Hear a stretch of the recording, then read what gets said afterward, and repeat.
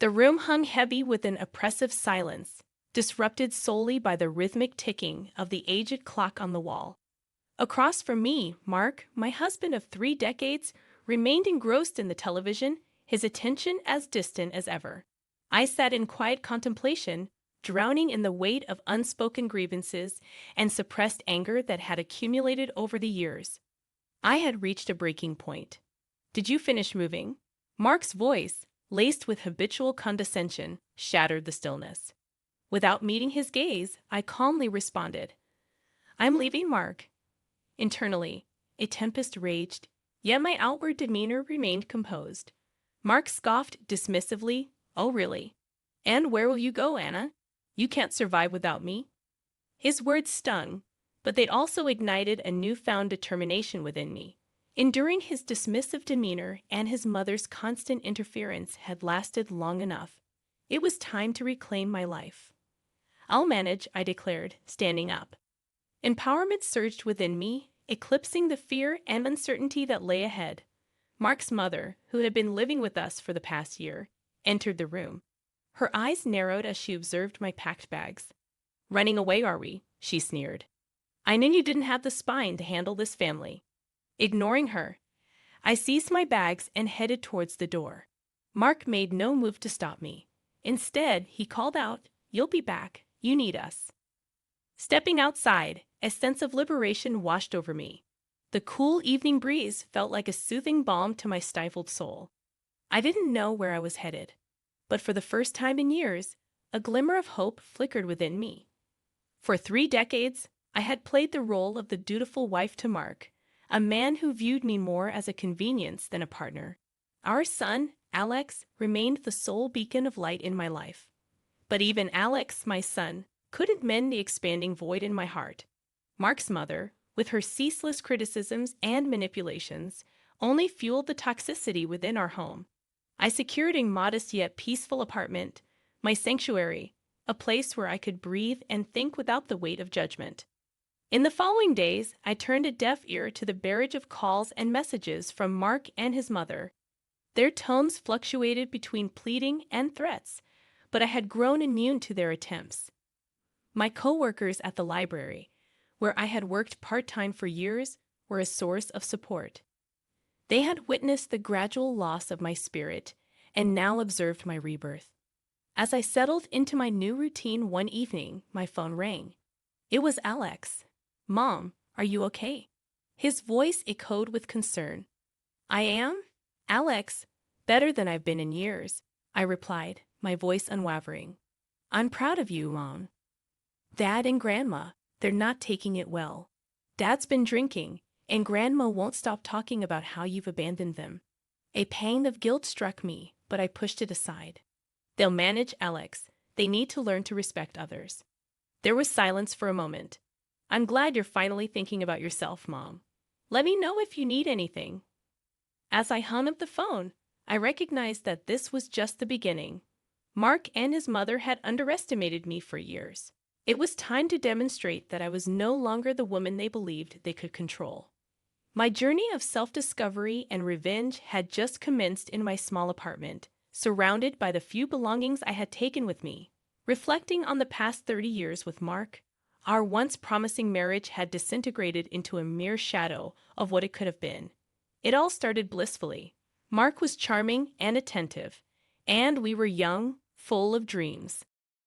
As the years unfolded, the once charming facade faded, unveiling a man more engrossed in his own desires than the needs of his family. The birth of Alex, our son, was anticipated to bring us closer, but it merely underscored our disparities. Mark's concept of parenting revolved around financial provision, leaving the emotional nurturing to me. Eleanor, his mother, perpetually loomed in the background, her critiques of my parenting a persistent drone. "Anna, you're coddling the boy too much," she would assert, while Mark brushed off the need for such care. Enduring her constant jibes, I focused on raising Alex, who blossomed into a thoughtful and independent young man despite the tension at home. The turning point arrived when Eleanor moved in with us, a decision Mark never bothered to discuss with me. I returned home one day to find her bags in the hallway. My house is too lonely, she declared, a manipulative glint in her eye. Living with Eleanor became stifling. She criticized everything from my cooking to my attire, always asserting that Mark could have done better. These remarks were frequently made within my earshot, adding to the suffocation of an already strained environment. What shattered me to my core was the revelation of Mark's betrayal. Inadvertently stumbling upon bank statements one day, I uncovered substantial withdrawals from our joint account, funds fueling Eleanor's gambling habit and Mark's clandestine indulgences. Confrontations ensued, marked by heated arguments where Mark consistently sided with his mother. "She needs this to cope with her loneliness," he would argue dismissively, deflecting my concerns. The breaking point arrived when I overheard a conversation between them, scheming to seize complete control of our finances, relegating me to nothing more than an occupant in their house. In that moment, I realized I could no longer endure living in their oppressive shadow.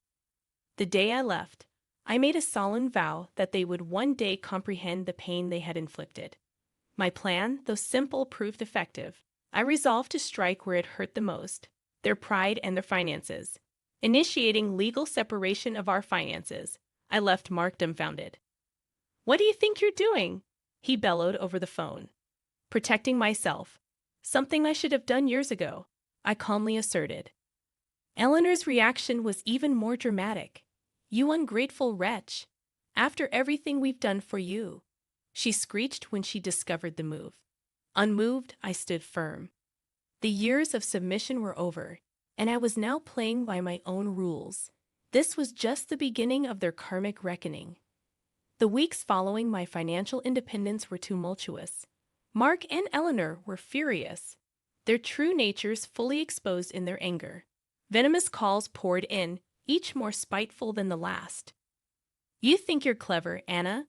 Mark hissed during one call. "You're nothing without me. You'll come crawling back." "I won't, Mark.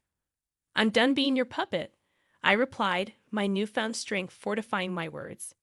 Eleanor was even more vitriolic. "You'll regret this, Anna. You've ruined our family." "There was no family to ruin, Eleanor." "It was an illusion," I shot back, undeterred by their threats.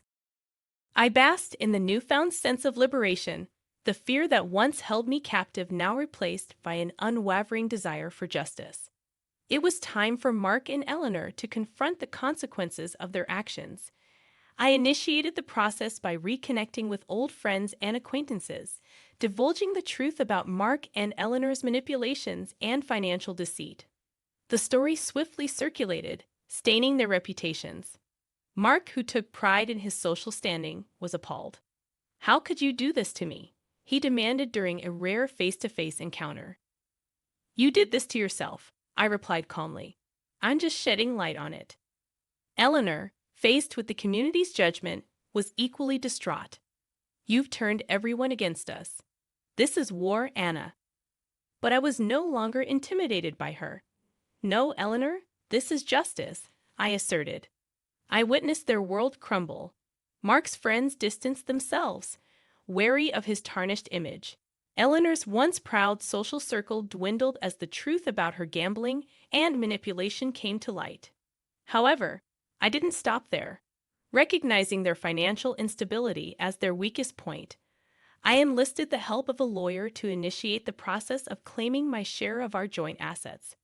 This move ensured that Eleanor's gambling debts were exposed, and Mark's mismanagement of our finances was brought into the spotlight. The court proceedings were arduous, but I stood my ground. Mark and Eleanor's attempts to discredit me fell flat. Their lies and deceit were no match for the truth. The judge ruled in my favor, granting me a significant portion of our assets. I witnessed the defeat in Mark and Eleanor's eyes. It was more than just a legal victory. It was a moral one. "You've destroyed us, Anna," Mark said, a shadow of his former arrogant self. "No, Mark. You destroyed us long ago. I'm just picking up the pieces," I replied. Walking out of the courtroom, I felt a weight lift off my shoulders. For the first time in years, I looked forward to the future, free from the chains of my past. Mark and Eleanor's downfall was the first step in my journey of reclaiming my life, and I was ready for whatever came next. The aftermath of the court ruling was a whirlwind. With my rightful share of the assets, I began building a life free from Mark and Eleanor's shadow. Their reactions, however, were a mix of disbelief and fury. "You can't do this to us, Anna," Mark exclaimed over the phone one evening, his voice laced with desperation. "I've done nothing but take back what's mine," I replied firmly. "You should have thought about the consequences before you betrayed me." Eleanor's response was more underhanded. She tried to rally family members against me, painting herself as a victim. However, her attempts were futile. The truth about her had spread too far. "Anna, you're tearing this family apart," she accused during a chance encounter at the grocery store. "This family was broken long before I left," I retorted, unyielding in my resolve. I countered, refusing to give Eleanor the satisfaction of seeing me upset. I relished the freedom of living on my own terms. Taking a decisive step, I changed my phone number, severing their direct line of harassment. Volunteering at a local shelter became a source of solace, offering support to others who have faced similar struggles. However, my quest for justice was far from over. Learning that Eleanor planned to contest the court's decision, still clinging to the hope of reclaiming money for her gambling habits, she threatened, "You won't get away with this, Anna. I'll make sure of it," in a message relayed through a relative. In response, I fortified my legal defenses, ready to counter any move she made, no longer the woman who shied away from confrontation. I had become a fighter, standing up for what was rightfully mine. Meanwhile, Mark crumbled under the pressure. His once pristine image was tarnished, and his career suffered as a result. Friends and connections he valued distanced themselves, unwilling to associate with a man caught in scandal. "You've ruined me, Anna," he lamented during a rare moment of reflection. "You ruined yourself, Mark. I just exposed the truth," I replied. As weeks turned into months, I witnessed their once secure world disintegrate. Eleanor's attempt to contest the court's decision failed miserably, leaving her financially and socially bankrupt.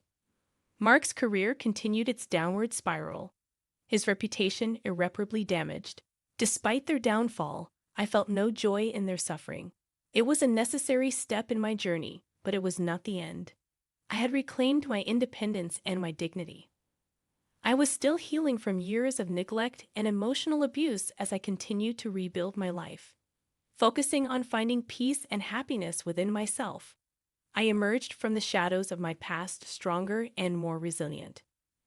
My story was not one of revenge, but of emancipation, a testament to the strength of the human spirit in the face of adversity. Several months had passed since the court's decision, and the ripples of my actions were still felt. Mark and Eleanor, now estranged from most of their acquaintances, were living a shadow of their former lives. One day, I received an unexpected visit from Alex. He looked troubled, his usually bright eyes clouded with concern. "Mom, I just came from seeing Dad and Grandma," he began, his voice heavy. "They're not doing well." I offered him a seat and a warm cup of tea. "Tell me what happened, Alex." He sighed deeply before continuing. "Dad's been let go from his job. His drinking has gotten worse, and Grandma, she's lost everything to gambling. They're selling the house." I listened, my heart aching for Alex. Despite everything, they were still his family. "Mom, did we go too far?" he asked, his voice barely above a whisper. "Alex, we stood up for what's right. They made their choices," I replied, my voice tinged with sadness. The news of their misfortune didn't bring me joy. Instead, it was a somber reminder of the consequences of a life lived without integrity and respect for others. The following weeks were filled with whispers and rumors. Mark and Eleanor's house, once a symbol of their success, was now on the market. Their fall from grace was complete. I heard from a mutual acquaintance that Mark had tried to find work, but his reputation preceded him. Eleanor, meanwhile, had become a pariah in her social circles. Her gambling addiction was now public knowledge. One evening, while I was out for a walk, I saw Mark. He was a shadow of the man he once was, his posture slumped, his eyes hollow. Our paths crossed, and for a moment, we stood there in silence. "Anna, He began, his voice cracking. There's nothing to say. Mark, I interrupted. You chose your path. He nodded slowly, a resigned look in his eyes. I never thought it would come to this, he murmured. As I walked away, leaving Mark behind, I felt a sense of closure. The man who had once held so much power over me was now just a stranger with a broken past. Eleanor, too, faded into obscurity. Her once lively demeanor was now subdued, the realities of her actions finally catching up to her. As the chapter of Mark and Eleanor closed, I realized that my journey was about more than revenge. It was about reclaiming my life and finding peace. I had stood up to my oppressors not for vengeance, but for justice and self-respect. The experience had taught me the power of resilience and the importance of standing up for oneself. As I continued to build my new life, I did so with newfound strength and a heart ready to embrace the future. Months turned into a year since the upheaval of my life began. In this time, my journey of self-reinvention continued, with each day bringing new strengths and realizations. The downfall of Mark and Eleanor was not my endgame. It was merely a byproduct of my pursuit for justice and respect.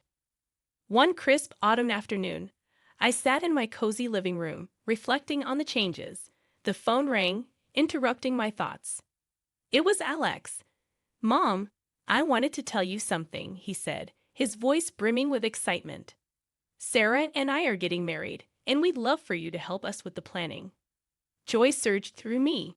That's wonderful news, Alex. Of course, I'd love to help. Our conversation was filled with laughter and plans for the future, a stark contrast to the distress and despair from the past. A few days later, while out for my regular walk, I encountered Eleanor. She seemed smaller, diminished somehow. Our eyes met, and there was a brief flicker of something, regret, perhaps, or realization, in hers. Anna, she began, her voice quivering. I'm sorry. The apology, unexpected and late, caught me off guard. Eleanor, your actions brought you here. I hope you find some peace. As I walked away, leaving Eleanor standing alone, I realized the full extent of my transformation. I no longer harbored anger or resentment. I had moved beyond the need for revenge. The wedding planning with Alex and Sarah was a joyful affair. It was during these moments, surrounded by love and hope, that I truly appreciated the beauty of moving forward. The day of the wedding arrived, a beautiful ceremony filled with laughter and tears of joy. Watching Alex and Sarah, so full of love and promise, I felt a sense of accomplishment. Despite the challenges, we had emerged stronger. In my toast, I said, life brings many challenges, but it's how we face them that defines us. Today, we celebrate love, resilience, and new beginnings. As the evening drew to a close, I looked around at the happy faces, feeling content. I had not only survived, I had thrived. In the years that followed, Mark and Eleanor remained distant memories. I heard through the grapevine that they had moved away, each carrying their own burdens. My life, once overshadowed by their presence, was now my own. I found fulfillment in my work, joy in my role as a mother and friend, and peace in my solitary moments. As I sat in my garden one sunny afternoon, watching the flowers bloom, I realized this was what true freedom felt like. My journey had been long and fraught with obstacles, but it led me to a place of contentment and strength. The end of my marriage was not the end of my story. It was the beginning of a new chapter, one where I was the author of my own life.